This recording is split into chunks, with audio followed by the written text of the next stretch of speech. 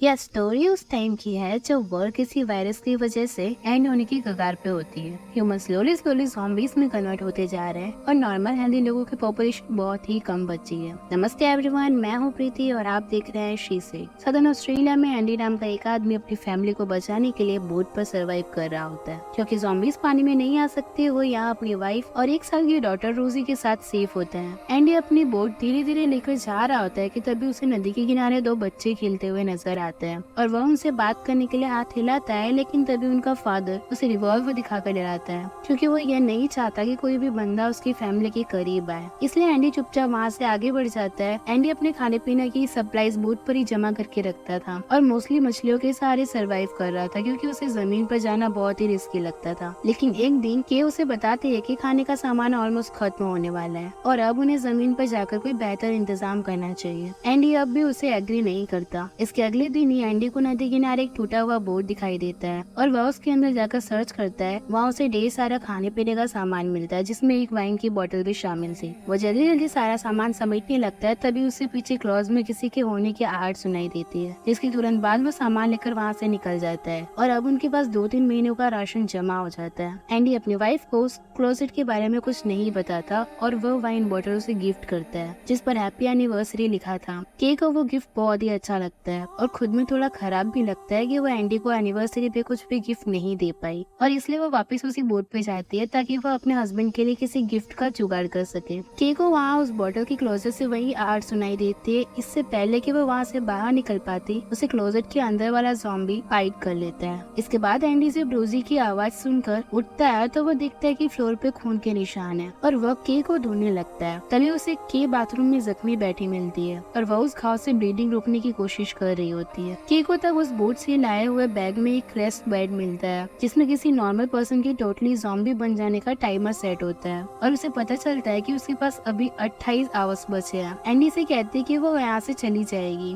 क्योंकि अब वो इन्फेक्टेड हो चुकी है, पर एंडी अपनी वाइफ को किसी भी हाल में खोना नहीं चाहता। वो जानता है कि के पास अभी भी 48 घंटे बचे हैं। उससे पहले वो के को वापस नॉर्मल करने की उम्मीद में किसी डॉक्टर के पास ले जाने का प्लान करता है। अगले सीन में हमें ठूमी से इंट्रोड्यूस कराया जाता है। वो अपने स्केचबुक में डूडल कर रही होती है। उधर एंडी और के को रास्ते पर बहुत सारी गाड़ियाँ पड़ी हुई मिलती है जिसमें से एक गाड़ी लेकर वो लोग आगे बढ़ जाते हैं। कुछ दूर जाने के बाद एंडी एक जगह पर कार रोकता है और मैप स्टडी करने लगता है और वहीं पे के रोजी का डायपर चेंज करने लगती है, लेकिन अचानक से वह जमीन पर गिर जाती है और उसे दौरा पड़ने लगता है। धीरे धीरे वो अब एक ज़ॉम्बी में कन्वर्ट होती जा रही थी। वो एंडी से उसको छोड़ के चले जाने का जिद करती है ताकि उनकी बेटी सही सलामत वहाँ पे रह सके, पर एंडी उसे वापस समझा बुझाकर उसको गाड़ी में बैठा देता है। अभी ये लोग कुछ ही दूर गए थे कि अचानक से उनके रास्ते में एक आदमी आ जाता है और उनका एक्सीडेंट हो जाता है। एंडी चोट लगने के कारण बेहोश हो जाता है और जब उसकी आंखें खुलती तो वो देखता है कि के अब पूरी तरह से ज़ॉम्बी में कन्वर्ट हो चुकी है, पर उसने होश खोने से पहले कार की डोर पे अपने खून से सेव और लिख दिया था। एंडी जैसे ही अपनी बेटी को उठाने के लिए हाथ पीछे लेकर जाता है कि अचानक से उसके हाथों पर काट लेती है।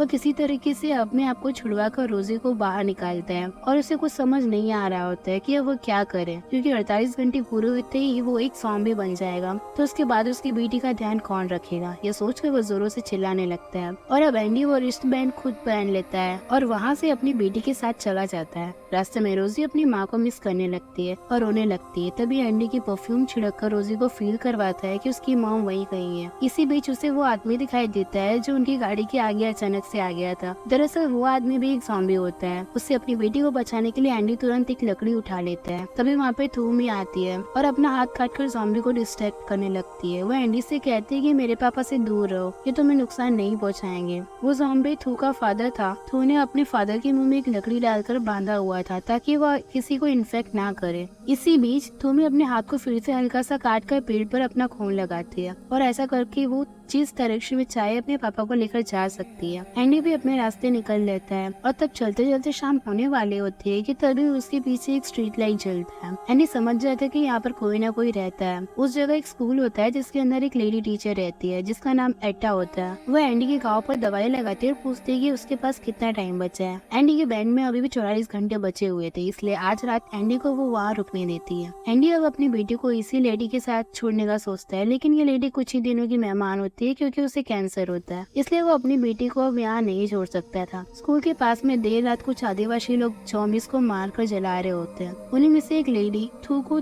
आवाज लगाकर ढूंढ रही होती है। दरअसल उसकी बेटी थोमी उससे बिछड़ चुकी है, जिससे एंडी ने पीछे रास्ते में देखा था। उसी रात एंडी को भी एक केक की तरह एक दौरा पड़ता है। अगली सुबह एंडी जल्दी जल्दी वहाँ से निकल रहा होता है क्योंकि उसके पास ज्यादा टाइम नहीं बचा था। वो लेडी जाने से पहले एंडी को थोमी की फैमिली फोटो देखकर कहती है कि अगर तुम अपनी बेटी को बचाना चाहते हो तो इस फैमिली को ढूंढो, ये लोग यहाँ के आदिवासी है और सबकी हेल्प करते हैं। एंडी फोटो लेकर वहाँ से आगे बढ़ जाता है और वो एक जगह रोजी को पानी पिलाने के लिए रुकता है। उसी जगह कुछ ज़ॉम्बीज अपना मुंह जमीन पर गड़ाए हुए मिलते हैं और उन्हीं में से एक ज़ॉम्बी एंडी का पीछा करने लगता है। तभी उस रास्ते पर एक गाड़ी दिखाई देती है। जैसे ही वो गाड़ी के अंदर बैठने की कोशिश करता है, एक आदमी उस ज़ॉम्बी पर गोली चलाता है और एंडी को बचा लेता है। उस आदमी का नाम विक होता है। विक एक सिलेंडर के नीचे दबा हुआ था। वो एंडी को कार की चाबी देता है और बदले में उस सिलेंडर को उसके ऊपर से हटाने को कहता है। एंडी सिलेंडर को गाड़ी से बांधकर खींच लेता है और विक को बाहर निकाल लेता है और वो दोनों गाड़ी जल्दी से चलाकर वहाँ से निकल जाते हैं। विक एंडी को अपने घर ले जाता है जो कि एक कंटेनर था। वो यहाँ पर अपनी पत्नी लॉरेन के साथ रहता है। उस रात एंडी की तबीयत और खराब हो जाती है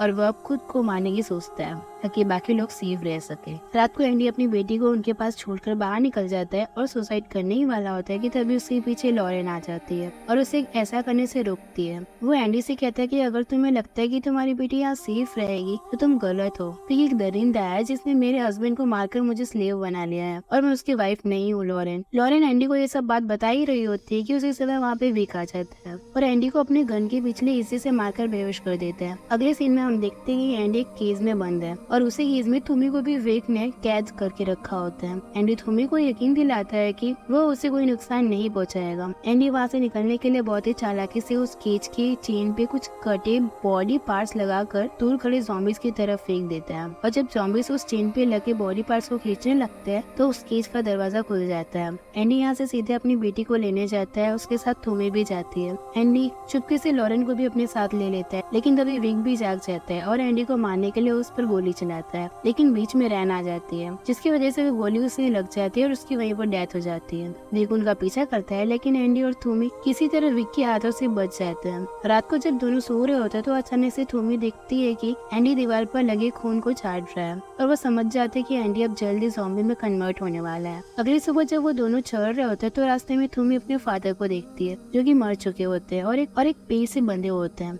थोमी ये देखकर बहुत रोने लगती है, लेकिन एंडी उसके लिए यहाँ नहीं रुक सकता था। उसके पास अब बस 9 घंटे ही बचे थे। थोड़ी देर बाद उसकी तबीयत फिर से खराब होने लगती है और वो बाकी ज़ॉम्बीज की तरह जमीन पर अपना मुंह घुसाने की कोशिश करने लगता है। थोमी रोजी की रोने की आवाज सुन के वहाँ आ जाती है और उसे अपने पास रख लेती है। जब एंडी वापस नॉर्मल होता है तो ये दोनों उस फैमिली के पास जाने का डिसाइड करते हैं जिसे एंडी ने नदी के किनारे बोट पर से देखा था। वहाँ पहुंचकर उन्हें एक आरवी दिखती है लेकिन उसमें कोई नहीं होता। एंडी उस फैमिली को सर्च करने निकल पड़ता है। फाइनली उसे वो फैमिली मिलती है, लेकिन उसे पता चलता है कि उस फैमिली के फादर को भी किसी ज़ॉम्बी ने काट लिया है, जिस वजह से वो अपनी पूरी फैमिली को खत्म करने चाह रहा होता है। वो एंडी से कहता है कि मैं अपनी फैमिली को इस सिचुएशन में छोड़ के नहीं मर सकता। मेरे पास 6 बुलेट्स है, 4 मेरे फैमिली के लिए काफी है। अगर चाहो तो तुम भी 2 गोलियां यूज करके अपनी फैमिली को इस नरक से बाहर निकाल सकते हो। एंडी उसे ऐसा करने से रोकता है पर वो आदमी नहीं मानता और अपनी पूरी फैमिली को मारने के बाद खुद को भी गोली मार लेता है। इसके बाद एंडी वो गन उठा लेता है और खुद को मारने की सोचने लगता है। तभी वहाँ थोमी आ जाती है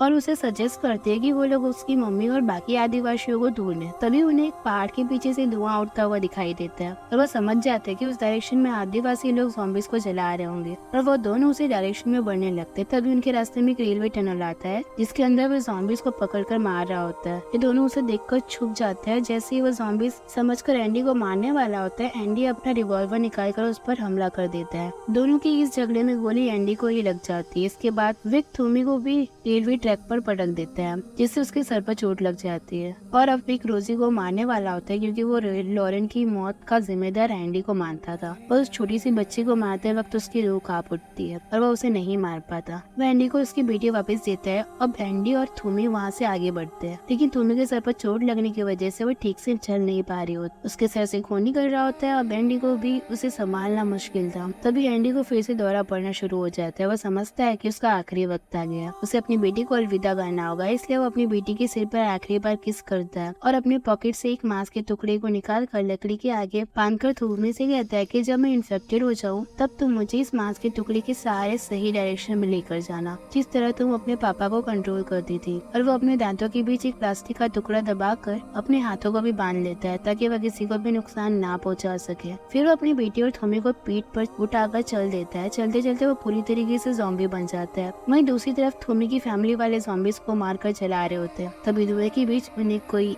आता हुआ दिखाई देता है। दरअसल वो एंडी रहता है, जो ज़ॉम्बी बनने के बाद भी किसी तरह अपनी मंजिल तक पहुंच चुका होता है। वहाँ पर थोमी की माँ भी होती है, जो अपनी बेटी को सही सलामत देखकर बहुत खुश हो जाती है। उनमें से एक आदमी एंडी को मारने के लिए स्पीयर उठाता है, लेकिन थोमी उसे रोकती है और वह के का परफ्यूम निकालकर एंडी पर स्प्रे करती है, जिससे एंडी को वापस थोड़ी देर के लिए इंसान की तरह एहसास होता है और उसको यह तसल्ली मिल जाती है कि रोजी अब सेफ है। उसके बाद थोमी उस आदमी को एंडी को जान से मारने की परमिशन दे देती है ताकि अब वह इस मस्जिद से बाहर आए, उसे शांति मिल सके। थोमी की माँ एंडी की बेटी को अपना लेती है और आखिरी सीन में हमें दिखाया जाता है कि रोजी के पेट पे व्हाइट पेंट से थैंक यू लिखा होता है और मूवी यहीं पर खत्म हो जाती है। अगर आपको ये स्टोरी पसंद आई तो मुझे पूरा विश्वास है आपको हमारे और भी मूवी एक्सप्लेनेशन वीडियो पसंद आएगी, जैसे कि ये वाली। इसमें आपको पता चलेगा कि आखिर सच्चा प्यार क्या और कैसे होता है। और चैनल को सब्सक्राइब करना ना भूलें। मैं आपको मिलती हूँ अगले वीडियो में।